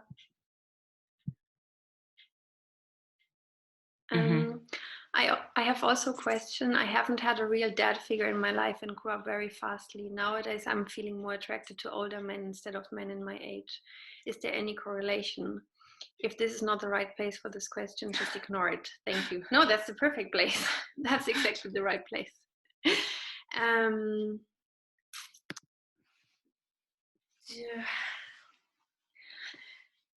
Maybe there's a correlation. Maybe. I feel like there's for sure that therapeutic concept that people who've been growing up with very absent parents trying to replace that father figure or mother figure in their romantic relationships. But it's not that easy. We can't say that just because you had an absent dad, now you're looking for older men, and that there's just a single cause correlation. That's never as easy as this. But if now that we are talking about this and that question comes to your mind, that already says something to you. Your subconscious mind is usually only triggered or resonates when it wants to show you something. So it could really be that this is what you're trying to find in these romantic relationships. But for me, it's really important to say that doesn't mean that it's not true love when you're attracted to them. Like the reason why we're attracted to people is based on our childhood and former beliefs and everything, but it doesn't make the love less, and it doesn't make it a bad kind of love. It doesn't make it fake or whatever it is. It's just from this we just get triggered, and then emotions grow and feelings grow, and as long as you don't feel like you're suffering from it or it's limiting you in some way, then this is perfectly fine, and that's exactly how it should be. And we can laugh about it, but if you feel like actually I want it to be different and I'm not happy with it, then look deeper into it and see what comes out. Yeah. There are more questions, I think. Chat, Elina. Maybe my friend. So strong negative reaction can guide us to find our core beliefs. Can intense positive reactions also do so? Yeah. Yes. Yeah. Definitely. That's a nice question. Yeah. Yeah, really nice. Yeah, that's true. We only talk about negative emotions because that's what therapy is about. But yeah. Yeah. For sure. And intense happy reactions guide us for sure to core beliefs also. Sometimes maybe to negative core beliefs about ourselves. Sometimes you feel very happy by maybe having messed up something. Like it's just like maybe you feel like now I've destroyed a relationship and I feel very good about it. Like there can sometimes be like I'm saying it so like bluntly, but sometimes you can just walk away from something saying like, oh wow, I messed this up and it feels good. And that can also maybe guide us towards a negative self-belief that maybe we can't last in relationships or something like this. But I'm sure that's not where the question was leading to. But yeah, if you're really intensely happy, look at it. Why? What is it that makes you so happy, and what is it that you need to live a happy and healthy and well life?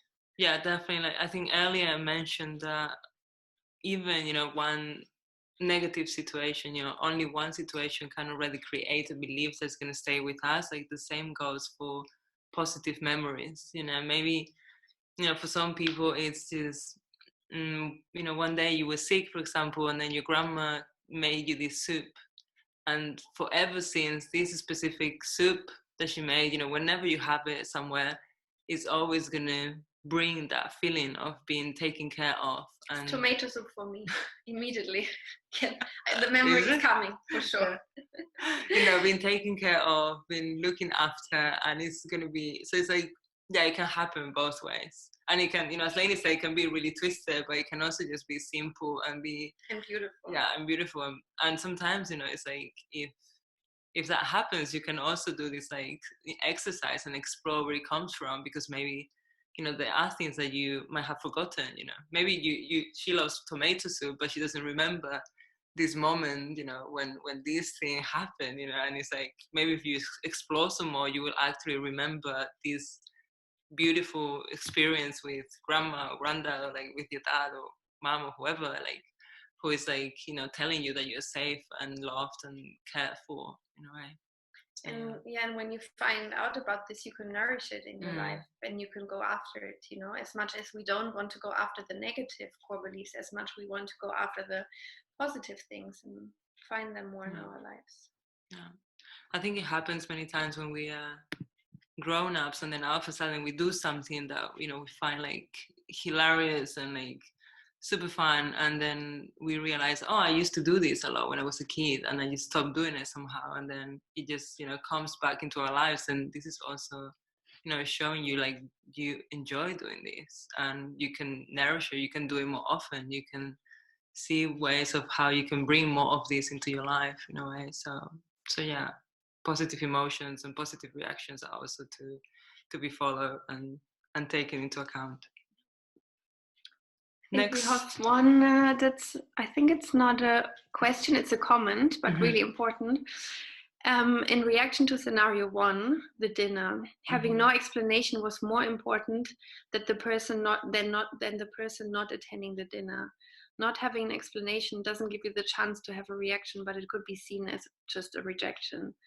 Having the feeling that you don't deserve an explanation feels negatively stronger.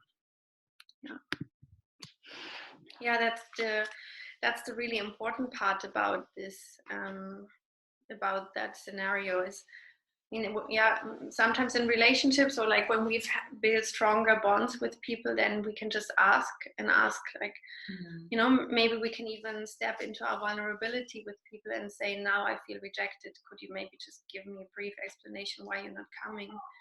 But especially at the beginning phase, or in the dating phase, or when you just started seeing someone, there's this, you know, we have that fear of how much of my fears can I show, and, you know, how much can I ask, and especially in that beginning phase of dating, I think it happens much more often that people say like, oh no, I can't, or no, I'm not coming, and you're a bit like, you know, you get triggered with all these intense emotions, but you feel like you don't have the space to ask like you would with a long-term boyfriend, girlfriend, partner, or friends, or something like this.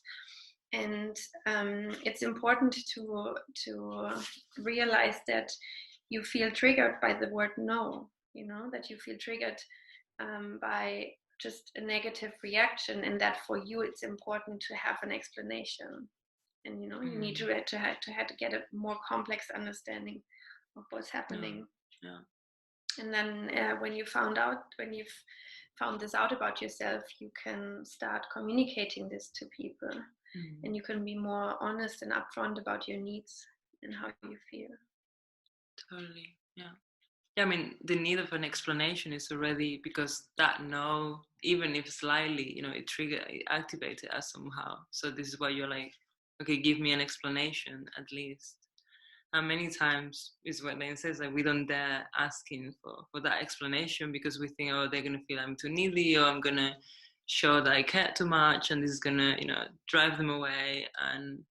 But many times, you know, if with the right person, we will just get an answer that is just gonna allow us to calm down and open up, you know, like more, you know, like kind of deeper and more honest conversations in a way.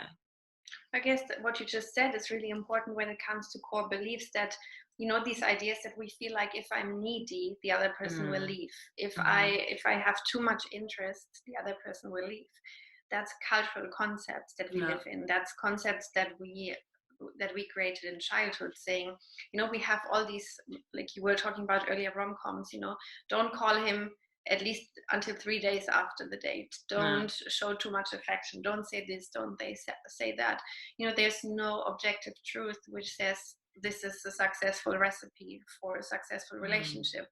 Quite the opposite, I think. You know, I think like as long as you're participating in these kind of games, you just don't really show your true self. And then you sometimes get involved with people who have very different values than you have, because you know, you're not really showing your values in that getting to know each other phase, but you're rather showing a performance. So the other person only has the chance to react and respond to your performance. And then at some point, one of you or both of you wake up and you're like, what the hell? You're not even the person I thought you were. And we all have, you know, we've all had these situations. So I think it's much better to be quite upfront and say, well, I like you. Let's see what this is, in a way, you know. And and obviously there can always be too much of that, and we also have to question ourselves why sometimes we need to express that we like or dislike someone, and if that's actually the truth, you know, it's like has all these layers for sure. But definitely, I think like a big core belief that comes from rom-coms is this thing of like play hard to get, you know.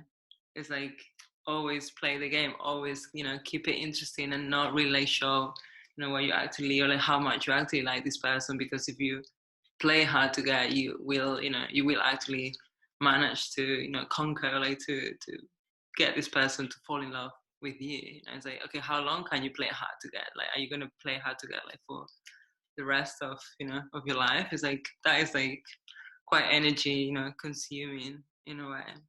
And I think like this belief comes especially from like movies. And I think the core underneath this is that love is a fight. You know, that's what many of us have internalized.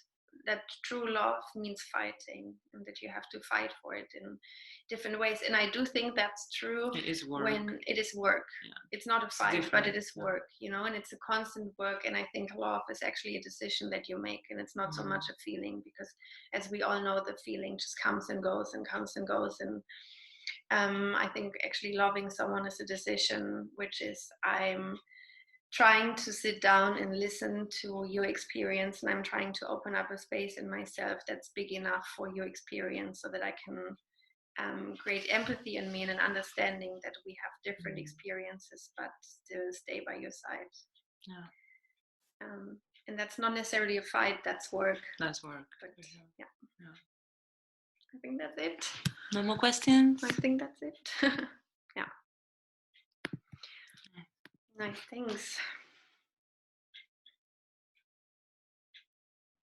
Yeah, I mean, it's also already 9:30. Yeah. Is it? Yeah. Nice. And I guess if there are no questions coming up in the next seconds, then maybe you can give just a little outlook to the next session, which will be on the 6th of May, right? So in 2 weeks. Yeah. So on the next session, we're going to give more, there's going to be more theory.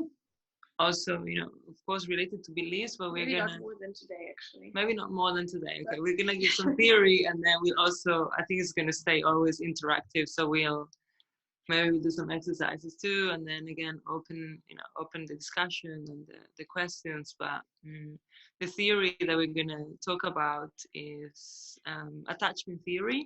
And this is something that I use quite a lot with my clients, and that was really helpful, you know, with myself and for myself. And it's the really basic idea behind it is that, you know, like through the relationships, through our early relationship with our parents and caregivers, we develop certain scripts about how love looks like, and how we can expect to be loved, and like how, you know, how the world is, and like how, and these things, you know, like we, in attachment theory, there's like, you know, we also talk about attachment styles, and each each person has maybe one that's like more available to them, and it's like a way they would normally automatically react to situations in romantic relationships, especially. So we're going to explore this kind of different styles, and we're going to explore what kind of experiences past in childhood, like form like, or drive you to develop a certain style, and how this affects your romantic relationships. And yeah, I mean, I find it really helpful, and it was really helpful for myself, and it still is. And I don't know, I think it's this thing, you see a list of behaviors, and you're like, oh, okay, I do all of these things, and you realize, oh, if this is part of a series, because I'm not the only one who's doing this. And many times I hear people saying like, yeah, I feel I'm going crazy, or that I don't know how to behave, or why I'm behaving this way. And then just having this as a background is really helpful, and really allows to have more compassion with yourself, and to have more understanding, and to really, still like go deeper into your beliefs and your behaviors, and where they come from, and how they're still, affecting you right now, and how to change them in a way, or like how to deal with them somehow. And the other thing we're going into is Carl Gustav Jung in his concept of the shadow. I'm just going to keep it short because it's quite a big topic, but the idea is basically that when with these belief systems, we create ideals about ourselves. So for example, that girl I was talking about earlier, Sue, who has created this idea that she always has to be strong and independent. She created that ideal of that strong and independent woman. So every time she feels needy, or she has desires or needs, or she feels weak, she pushes these feelings somewhere in the corner of her psyche, underneath the rug, in a box, hidden somewhere, so that she's not confronted with them. But in moments when we get triggered, or we feel very vulnerable, all of these feelings that we usually don't make space for, they can't come out like a shadow, or like a demon, or just like something bigger than us, and they overtake our behavior. And we realize that sometimes when we feel like, did I do that? That doesn't fit, like, why it doesn't fit to me at all? Who was this, And that's just when the shadow comes in, because these feelings are there, and while we suppress them, they wait for a moment to come out. So we're going to talk about how to find your own inner shadow, and how to integrate that. Mm-hmm. Yeah. So yeah, I think now maybe it's, as we said, it's going to be a bit of theory, but again, we'll keep it with the exercises, because I think this is the best way, when you actually have an experience, when you actually are guided into exploring, your own beliefs and your own maps of reality, in a way. So yeah. Yeah, we're excited. Yeah, nice. I also read something about a little homework. Mm-hmm. Oh yeah, true. See? Forgot about that. What's that? Wait.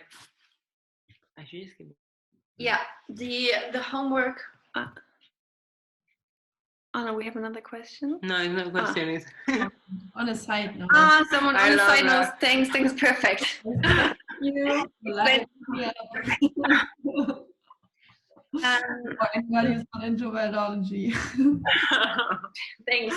Yeah. The homework. Funny, like a lot of us have get triggered by the word homework, and that's another belief system that we. We lost just one guest. So. Yeah. How about nutrition and protection? That's everything we thought about when we chose the name. Thanks. Great. So yeah, we're going to use the word homework, but many of you will be like, fuck, hell no, I'm not going to do this, because that's how we were in school. And we all have these, many of us have these authority issues, and we don't want to do what someone tells us to do. But we were thinking, you can maybe think of reoccurring situations that keep happening in your life, where you feel like again and again, is that coming up again? Like, I've had this 2 years ago, I've had this 2 months ago, and now I'm in a similar situation again. And try to think of these kind of situations, and try to do something similar like the exercise that we did. So what kind of emotions come up in you? How is your physical response to it? What kind of thoughts, sentences ideas, maybe references to other people in your past, you know, come to your mind, and try to sit with that and see how it could maybe be leading to a core belief. I hope everybody noted this down now. Yeah, we're gonna check. We will check on it. Yeah. But yeah, I think for now, if you didn't receive any Thank you. Thanks. any more questions. No, just thank you. Oh, thank you too. Hope to see you also in 2 weeks. Oh, that's so nice to read. Thanks.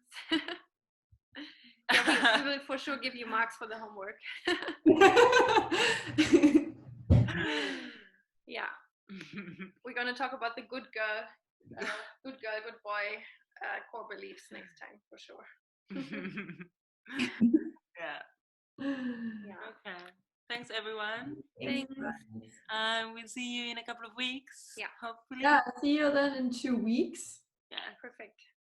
Nice. And if more things come up, you know, if more questions yeah, come up, and just write them down. You can ask them next time for sure. Yeah. Yeah. Amazing. Thanks a lot. Ciao. Ciao, ciao. Bye, guys. Are we staying? Are we leaving? I think we're leaving, right? We're leaving? I'm leaving now. Yeah, see you next week for Deep Talk. Or you in 2 weeks.